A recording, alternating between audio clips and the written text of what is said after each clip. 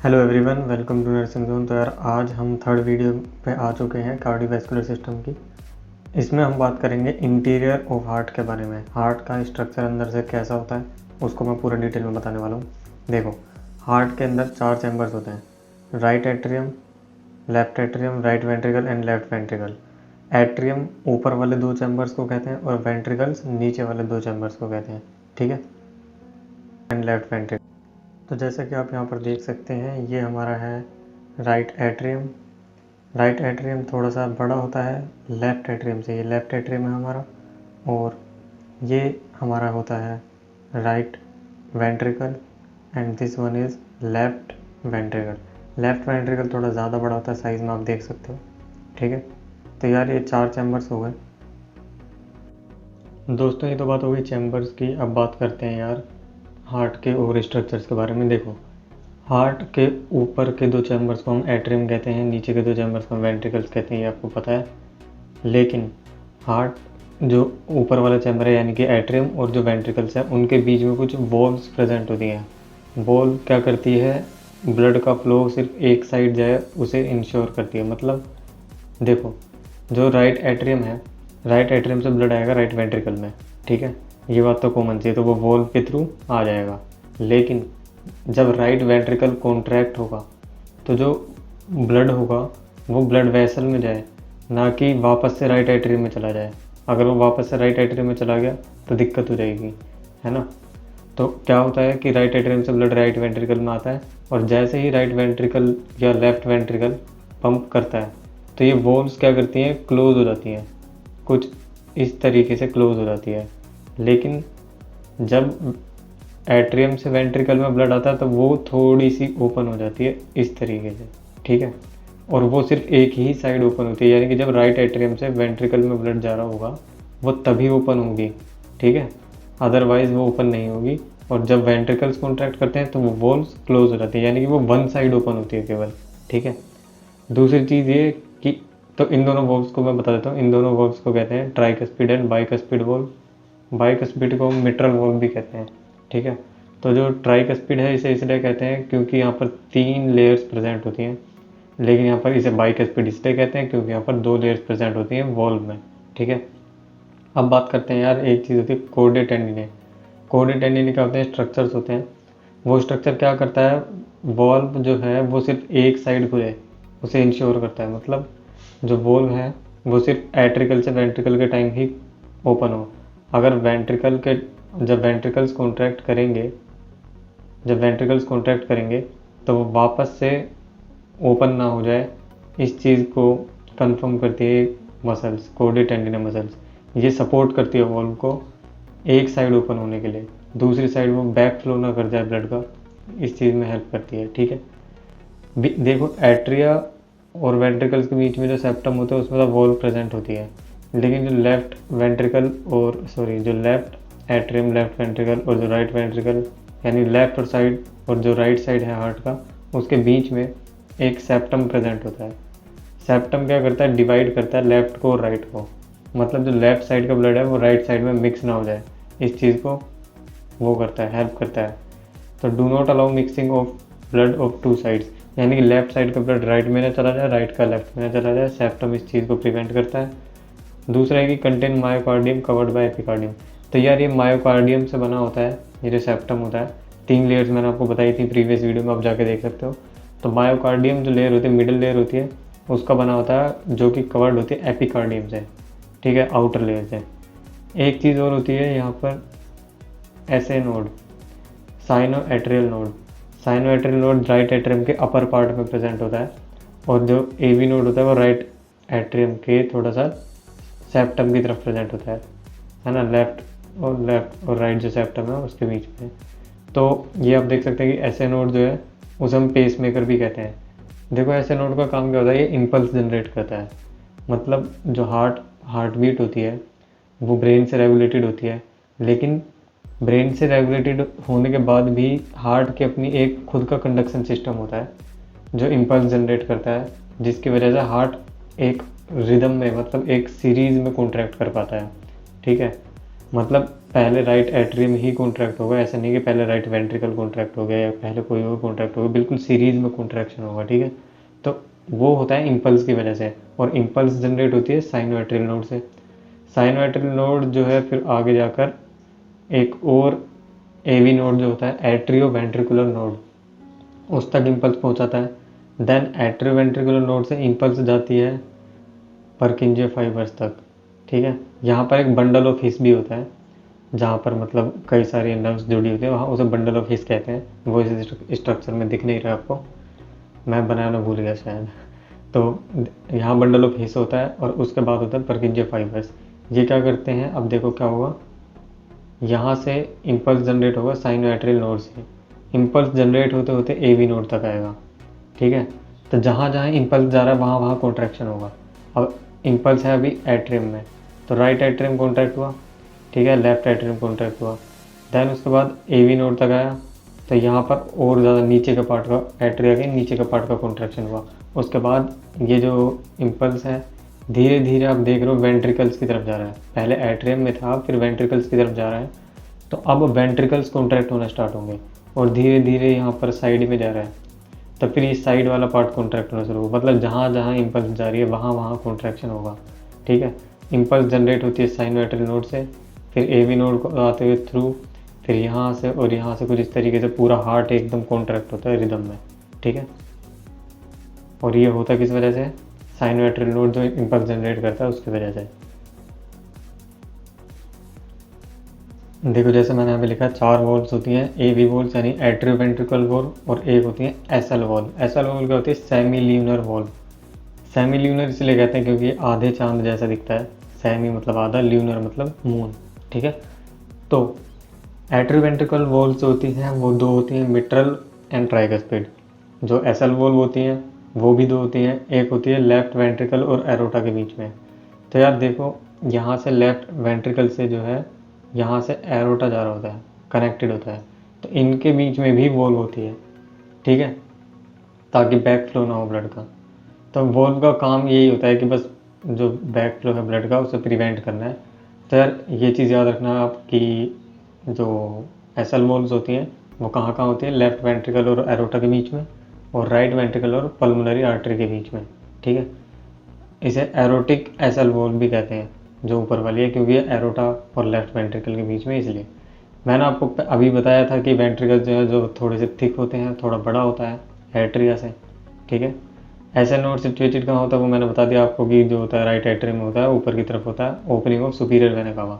देखो right atrium में आगे कनेक्टेड होती है सुपीरियर वेना कावा, तो सुपीरियर वेना कावा यहाँ कनेक्टेड हो रही है और यहाँ पर ही पास में यहाँ ऐसे नोड प्रेजेंट है, तो just below the superior vena cava ऐसे नोड प्रेजेंट होता है। एवी नोड प्रेजेंट होता है in posterior portion of intra atrial septum. मतलब इंट्रा एट्रियल मतलब दोनों एट्रिया के बीच में, यानी कि राइट एट्रियम और लेफ्ट एट्रियम के बीच में जो इस सेप्टम जा रहा है ना, ये इस सेप्टम के थोड़ा पोस्टीरियरली प्रेजेंट होता है ये एवी नोड यानी एट्रियोवेंट्रिकुलर नोड, ठीक है। यहाँ पर आप देख सकते हैं कि ऐसे नोड और एवी नोड जो कनेक्टेड है इंटरनोडल फाइबर से हैं, फिर उसके बाद जो है इम्पल्स जा रहा है बंडल ऑफ हिस तक, देन उसके बाद जा रहा है पर्किंजे फाइबर्स तक।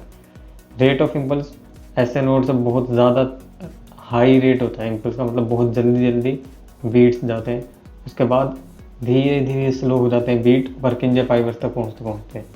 लेकिन वेलोसिटी की अगर हम बात करें तो ऐसे नोड से जब वो वॉल्व चलता है, सॉरी इम्पल्स जब चलता है ऐसे नोड से, तो जब एवी नोड तक पहुँचता है तो धीरे से पहुँचता है, लेकिन जब एवी नोड से बंडल ऑफ हिस तक जाएगा तो थोड़ा तेज़ हो जाएगा, और जब पर्किंजे फाइबर्स तक जाएगा तो और बहुत तेज़, ठीक है। तो जो वेलोसिटी है वो बढ़ती जाती है, और जो इम्पल्स का जो रेट है, यानी कि यहाँ पर रेट आपको पता है हमारी हार्ट बीट होती है नॉर्मल 72 बीट्स पर मिनट, तो ऐसे नोड का जो रेट होगा वो होगा 72 टाइम्स ये इम्पल्स जनरेट करेगा पर मिनट, ठीक है।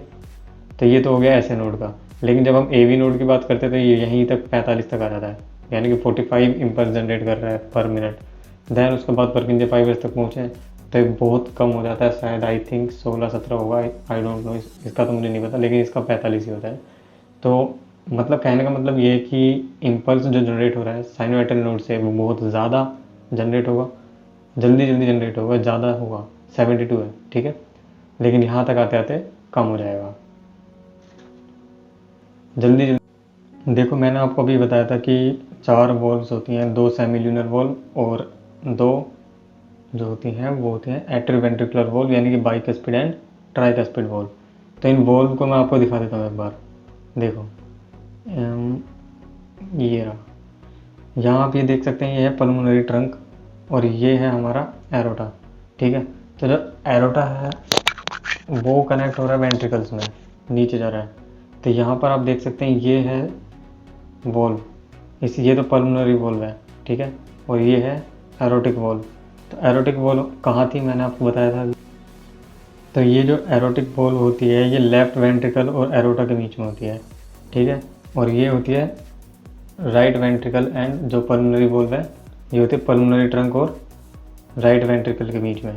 ठीक है, तो वेंट्रिकल्स कॉन्ट्रैक्ट करते हैं और ये वॉल्व ओपन हो जाती है, लेकिन जब वेंट्रिकल्स रिलैक्स करते हैं तो ये वॉल्व क्लोज हो जाती है। ताकि क्लोज इसलिए होती है ताकि वापस से जो ब्लड है इससे पल्मोनरी वॉल्व के उसे पल्मोनरी ट्रंक से या फिर एरोटा से वापस वेंट्रिकल्स में ना आ जाए। ठीक है, मैंने 2 वॉल्व्स और बताई थी, एट्रीवेंट्रिकुलर वॉल्व।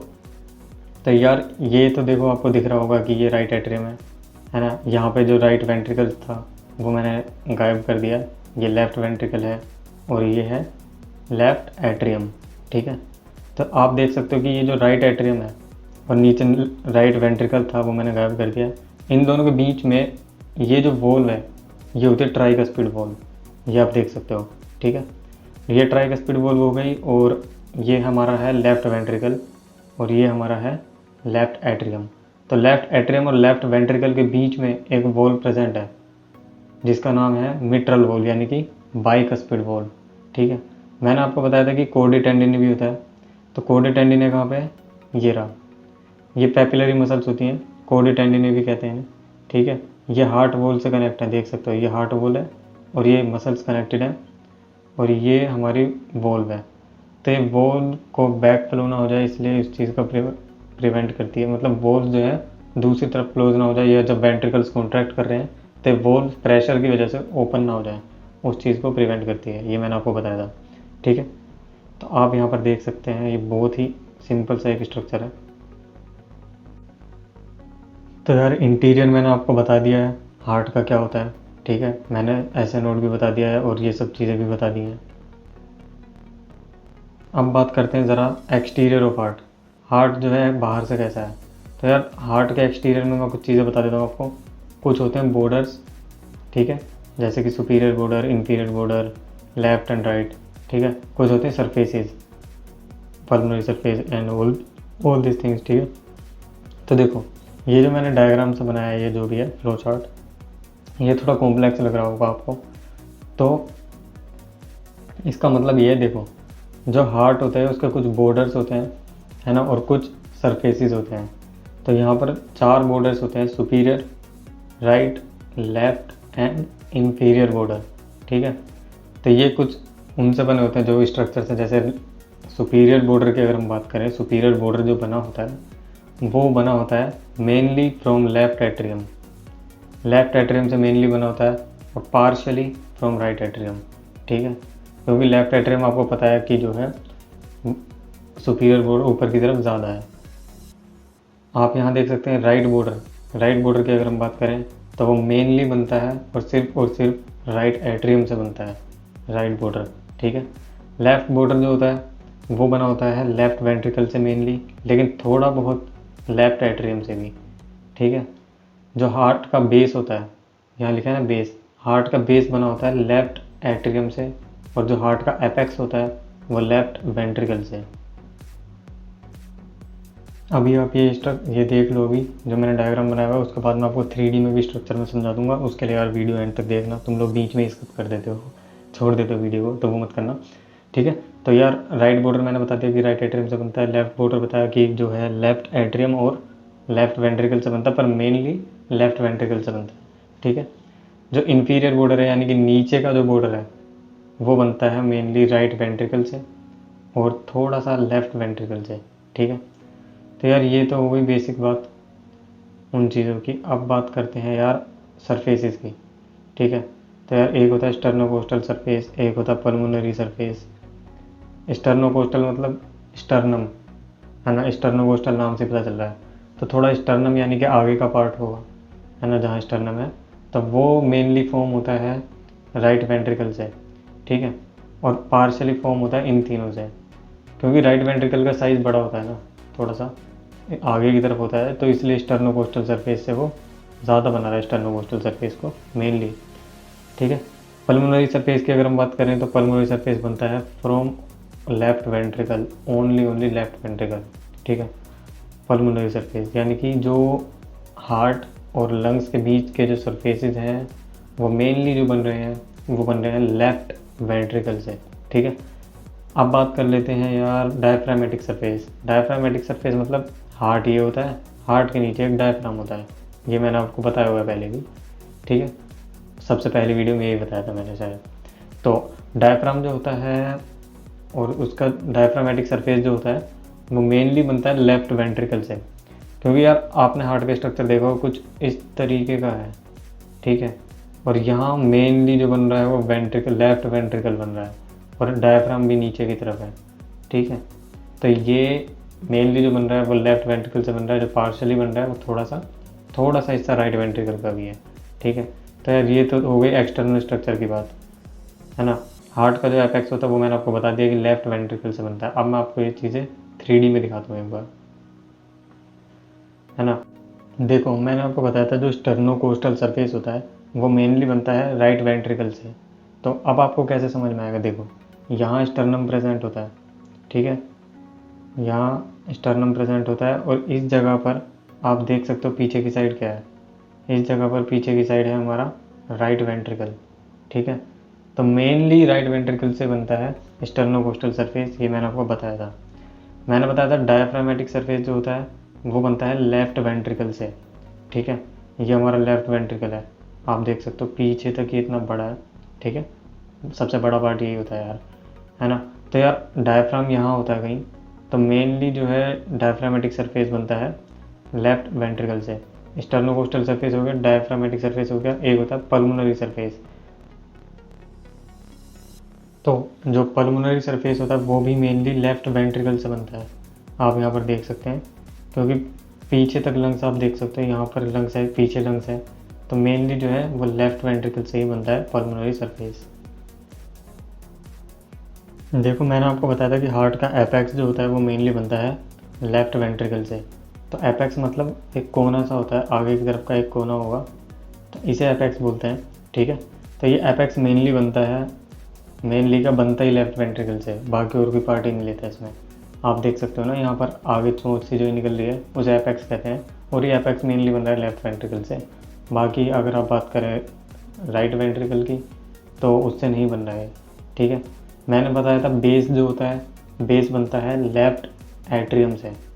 आप पीछे, बेस का मतलब ये नहीं है कि नीचे की तरफ कौन है, ठीक है, बेस का मतलब आप ये मत सोचना हार्ट में कि जो नीचे का स्ट्रक्चर होगा जो नीचे की तरफ आ रहा होगा उससे बेस बनेगा तो वेंट्रिकल से बनेगा, नहीं, वेंट्रिकल से नहीं बनता है बेस, बेस बनता है लेफ्ट एट्रियम से, ठीक है। ये आप देख सकते हैं यहाँ पर ये लेफ्ट एट्रियम है हमारा, तो यहाँ से बेस बनता है हार्ट का। तो दोस्तों वीडियो कैसी लगी यार कमेंट करके ज़रूर बताना। वीडियो अच्छी लगी हो तो प्लीज़ लाइक कर देना, शेयर कर देना, और सब्सक्राइब तो यार कर ही लो। तुम लोग सब्सक्राइब नहीं करते और बहुत से लोग तो वीडियो देखते ही नहीं यार एंड तक। अगर आप वीडियो एंड तक देख रहे हो तो कॉन्ग्रेट्स, आपने बहुत सारी चीज़ें याद कर ली हैं, ठीक है। तो अगर वीडियो अच्छी लग रही हो तो प्लीज़ लाइक शेयर कमेंट करना, और मिलते हैं नेक्स्ट वीडियो में। इस सीरीज़ की एक भी वीडियो मिस मत करो यार, कार्डियोवैस्कुलर सिस्टम तो वैसे बहुत इंपॉर्टेंट होता है।